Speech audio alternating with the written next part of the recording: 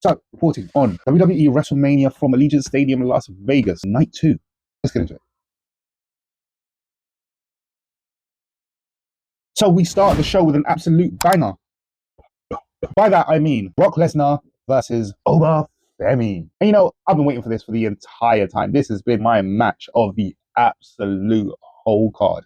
Entrances, absolutely great, absolutely fantastic.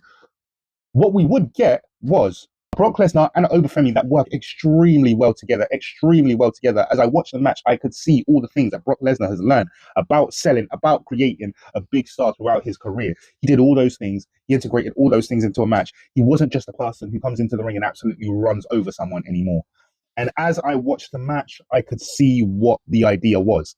As we got towards the end of the match, however, it got even more powerful as Femi won the match, and he won it easier than I thought he would. It was a shorter match than I thought it was. And I will say this, one thing that I noticed was that before I thought Femi was just another big, huge star that was going to come onto the roster and do his own thing. Now I think that Femi is essentially now here to replace Brock Lesnar. Now the squash matches make sense. They weren't just squash matches. They were what Brock Lesnar always did. When Brock Lesnar showed up and circled the ring, got in the ring and F5'd and just destroyed everything in sight, that is now going to be over. Those drums are going to hit, and anyone anywhere in the vicinity of the ring just knows that they're going to get run over. That is who Oba is going to be from now on. He is essentially going to take the mantle of Brock Lesnar. He will do it with his own style and flair, but that's essentially what you're going to get.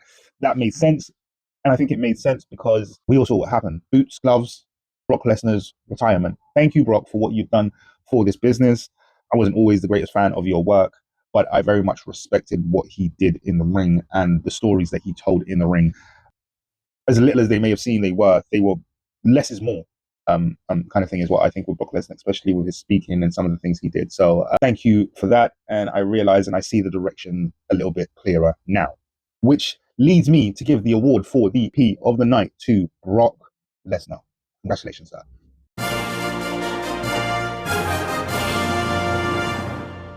That led us to the ladder match, which we always knew was going to be a highlight of the night, especially since it had Javon Evans within the match. Their boy Bouncy, Rusev, Rey Mysterio, JD McDonough, the king of the Spanish flies. I'm telling you, he does a Spanish fly like you would never believe, and I'm sure you're going to see one in this match.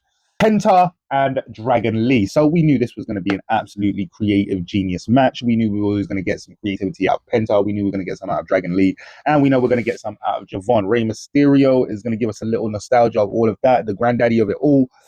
But we knew we were going to get a high-flying spectacle, and we're going to have Rusev and JD in there for some bruiser spots. That's exactly what we got. It was a fantastic match. I will say I have to give it my award for best match of the night.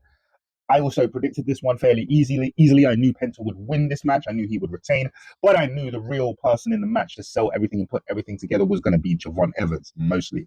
I will say Dragon Lee played his part very, very well, and Penta played his part very, very well. Also, you forget from time to time that someone like JD McDonough can really actually move, because as I said, that Spanish fly, there were some spots that he did. He's quite an agile young man, and you don't expect it. So beautiful, beautiful match all around, so creative, so great, and it was my match of the night. Congratulations, gentlemen.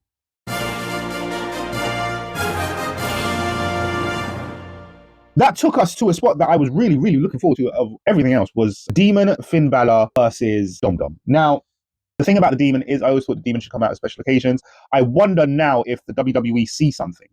I wonder now if the WWE see that they have a bona fide star within Finn Balor. And look at what happened in Japan. You look at the creation of the Demon alone, just the creation of the Demon alone, and around that time period where he created the Demon, and what that did for his career, not only in Japan, but worldwide.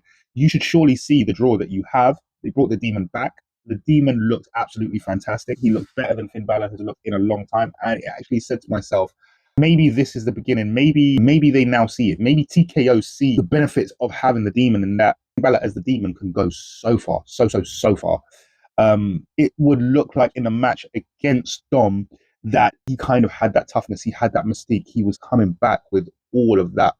And I very much enjoyed it. Very much enjoyed it. I thought it was one of the highlight spots of the entire night. And I thought they both did such a fantastic job. I think now the only question is, where do we go with the Demon? Don't just fall off a cliff with this. Use it, is what I would say.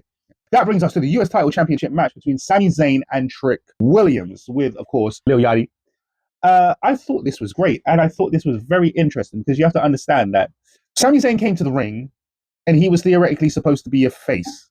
Trick Williams came to the ring with the longest train ever, and he was supposed to be a heel. By the end of the match, which was a pretty good match, it was a really good match actually. By the time the match ended, what we had was the pop for Trick Williams was insane when he became the new US champion. He won, and the pop for him was insane. When Sami Zayn knocked over Lil Yachty, the crowd and how they felt about you told you, like, Trick has to win this match. Everyone has turned against Sami Zayn. Sami Zayn came to the ring maybe as a face, but he's going to leave as the heel. And Trick came as the heel, but he's going to leave as the face. And I thought it was a great idea. Again, I believe that there's so much that can be done with Trick, especially holding the US title now with Melo. There's so much that can be done there. I mean, just looking forward to how they're gonna turn the next page. But the fact of the matter is, it was an interesting match. It was an interesting change, and something that I think everyone who loves wrestling or is in the wrestling business should always look at matches like that, because it's a very unique thing that happened. To come to the ring as a face and leave as a heel, or to come to the ring as a heel and leave as a face, is something very, very seldom done and very difficult to do in a wrestling ring. Indeed, to tell stories. Very few wrestlers I ever thought did it off the top of my head right now. I think there's other wrestlers who have done it. Obviously, there's many wrestlers who have done it, but in a grand scale of how many wrestlers there are, not so much. And off the top of my head, I'm thinking of Daniel Bryan, who's done it a couple of times. When he the Yes movement, it was a point during the Yes movement, I think, where he came from Team Hell No, and they were heels and they weren't getting on, and Daniel was annoying and he was doing the no, and somehow he went from that to being the Daniel Bryan that we love. So it's very rarely and seldom done, and I think it's very hard to do. That makes it one of the matches for me. It may not be the winner, but definitely one of them. So this brings us on to Jade Cargill versus Rhea Ripley for the women's title. Now, there was no surprise about this. I thought this was going to go the way it went. I did think it was a better wrestling match than I expected. I note that Jade Cargill is working on her wrestling ability. She clearly is, because she looked a lot better than she had in quite some time in this match. Although I must say, on the way up to WrestleMania, she's been looking pretty good in her matches. I've always said there's certain things about the way she wrestles, that she's more just a powerhouse, doesn't have the wrestling ability, but that seems to be changing slowly but surely. And she grasps it quick. I think she grasps it quicker than Tiffany does. So, yeah. I thought she put on an excellent match. I thought that Rhea was always going to put on an excellent match. That's what Rhea does. So the two of them together, they were always going to be safe doing this. One thing I will say is one of the reasons Jade Cargill was acquired was because of how she presents. As I just said, I've said a lot about her wrestling ability, but what she is absolutely phenomenal at is presentation. We still haven't got any Storm from the X-Men entrances. We still haven't had. I mean, I remember the Pretty Girls Rock Like This entrance from AEW. She had some really phenomenal, fantastic entrances, and with more money and more production value, I expected that to carry over to the WWE. It hasn't. I wonder why, because that could be a huge draw. Similarly, the same for Rhea Ripley, because I will never forget her entrance with Motionless in White. What is that, black? Motionless in Black? Motionless in White? I'm not sure what that band is called, but the band who does her theme tune. Correct me, guys. Feel free to correct me. Motionless in, I forget if it's black or white. But those are the guys that does Rhea Ripley's entrance music. Fantastic entrance music. We all love to sing along to. But I remember that year, and I remember how she came to the ring back when she was in the Judgment Day or whatever, and that was absolutely phenomenal and absolutely fantastic, and sits in my memory, burned, seared in. At the time, I thought it was okay. As time goes by, it proves to be absolutely phenomenal, because it's still stuck there in my mind, almost like the only thing I think ever came close to that was Tiffany Stratton when she did the Mattel Playbox, and even that I don't think was as good as his version. So I didn't understand why that wasn't dominated, especially in this WrestleMania. So not only were there some really short matches throughout both nights, but the entrances I thought could have been much better. Finn Balor's entrance works for me, but the Demon always works for me. But aside from that, I think they were all just lackluster. They could have been better. That brings us to best promo segment. Oh yes, here we are. John Cena and The Miz, who would come to the ring with Kit Wilson, and then shortly after, Danhausen. I love the segment very much. I felt like they should have had the lights go out at the end, though, when Danhausen's doing this thing. We all know what he does when he runs off towards the end of the segment. But I thought it was very, very, very funny.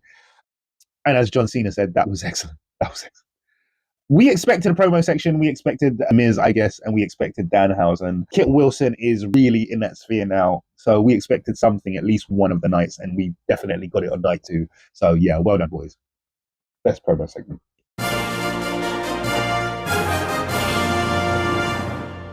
which led us obviously to the main event, CM Punk versus Roman Reigns. And I must say, it was a better match than I expected, because after the general strength of both nights, I will be honest with you, I got to the main event and there was a second mind that said, just switch the TV off and go to bed.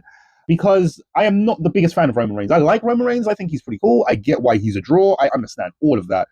I respect what the WWE has done as far as making him a part-time performer, because let's be honest, his illness and his state and how precarious that actually is, I think to match that with the idea of kayfabe, it makes sense to have him where he is. He's a part-time performer. He wrestles, once every month, maybe once every 2 months in some cases. It's fine.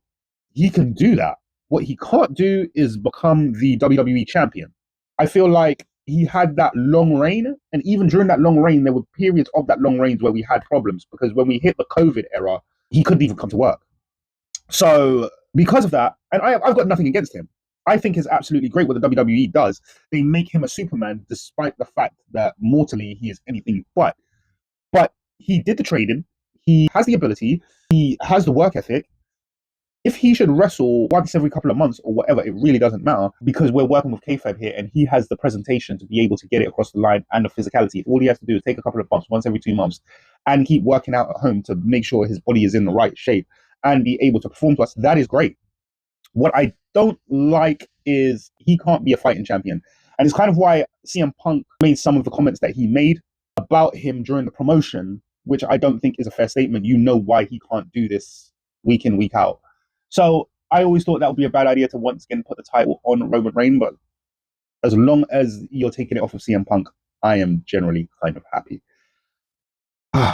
That's it for now. If you like the content, please hit like, subscribe, hit the notification button. It lets you know when I'm uploading next. And until then, I have been the Triple Crown Champ.